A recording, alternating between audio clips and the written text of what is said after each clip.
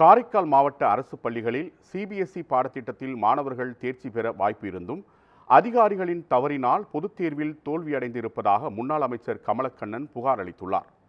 இது தொடர்பாக நடப்பு கல்வியாண்டில் தோல்வியடைந்த 10 மற்றும் 11ஆம் வகுப்பு மாணவர்களுடன் புதுச்சேரி முன்னாள் அமைச்சர் கமலக்கண்ணன் மாவட்ட துணை ஆட்சியர் அர்ஜுன் ராமகிருஷ்ணனை சந்தித்து முறையிட்டார்.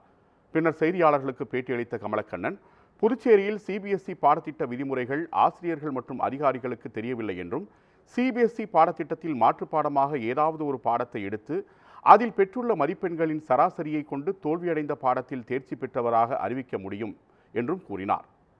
இதை புதுச்சேரி, மாஹி, ஏனாம் பகுதிகளில் செய்திருப்பதாகவும் காரைக்காலில் மட்டும் செய்ய தவறியிருப்பதாகவும் அவர் தெரிவித்தார். புதுச்சேரியை ஆள்கின்ற பிஜேபி என்ஆர் அரசு கல்வித்துறையிலே காரைக்கால் மாவட்டத்தை பொறுத்த வரைக்கும் அலட்சியம் காரணமாக மாபெரும் தவறை செய்திருக்கிறது. அதன் காரணமாக சற்றேறக்குறைய 150 மாணவர்கள் அவருடைய கல்வி பயணத்திலே ஒரு கேள்விக்குறிக்கு உள்ளாகி இருக்கிறார்கள். சிபிஎஸ்இ சிலபஸை அவசர கதியில் அறிமுகப்படுத்தியதன் காரணமாக